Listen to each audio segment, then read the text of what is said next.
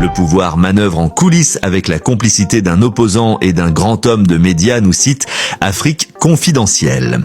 Au Sénégal, le président Bassirou Diomaye Faye, durant sa conférence de presse du 4 avril, jour de la fête de l'indépendance, a tenu des propos outranciers contre son prédécesseur Macky Sall, l'accusant en des termes à peine voilés de déstabilisation à partir de l'étranger. Pour rappel, Macky Sall vit au Maroc depuis son départ du pouvoir et s'occupe de son agenda international. Le parti de l'ancien chef d'État a vivement réagi face à ce qu'il considère comme un manque d'élégance et de tenue de la part de Diomaye Faye. Le fin mot de ces menaces réside en réalité dans une sordide entreprise de manipulation actuellement en cours à Dakar. Il s'agit d'un rapprochement acté pour tenter de salir Macky Sall et déstabiliser son parti, première formation d'opposition dans le pays. Le trio à la manœuvre est constitué d'une des têtes de l'exécutif, d'un opposant et d'un grand homme de médias, jadis très critique avec le régime Pastef et Sonko. Les trois ont désormais scellé une alliance contre Macky Sall et son parti. Dans les prochains jours, des manipulations et autres fake news sordides et ridicules vont être brandies pour accuser l'ancien président d'actes divers sans toujours apporter le moindre début de preuve. Diomaye, un président ne devrait pas dire cela, dans un président ne devrait pas dire ça. Gérard Davet et Fabrice Lhomme révèlent les dérives d'un pouvoir qui, sous couvert de franchise, bafoue les principes élémentaires de la fonction présidentielle.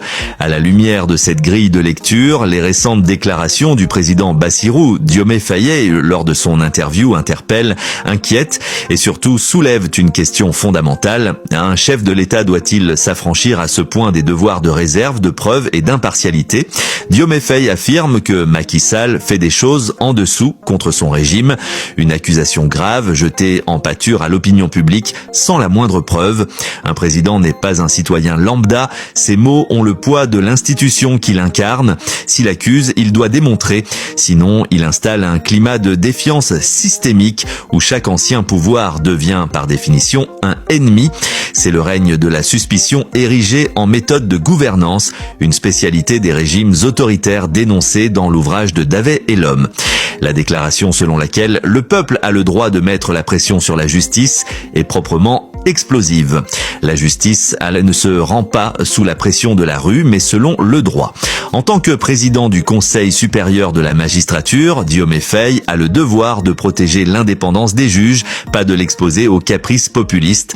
Cette phrase rappelle les pires heures des régimes où la justice était un instrument politique, non un contre-pouvoir. Affirmer que tous les travailleurs licenciés étaient en CDD est factuellement faux.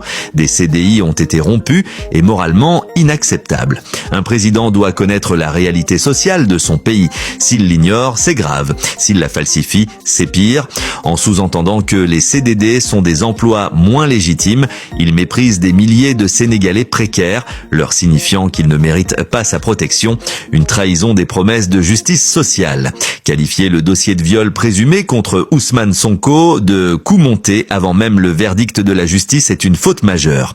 Un chef de l'État est le président de tous les Sénégalais, y compris d'Adji Sarr. En prenant parti, il nie son droit à un procès équitable et envoie un message terrifiant. La parole présidentielle prime sur la justice. C'est l'équivalent sénégalais des dérives décrites par Davet et Lhomme. Quand l'exécutif piétine la séparation des pouvoirs, un président incarne la nation. Ces paroles doivent être mesurées, étayées et surtout respectueuses des institutions. En s'affranchissant de ces règles, Diomaye Faye ne fait pas preuve de franchise, il sape les fondements de l'état de droit. Comme le rappelle Davet et Lhomme, les démocraties ne meurent pas toujours par des coups d'État, mais souvent par les mots de ceux qui les trahissent.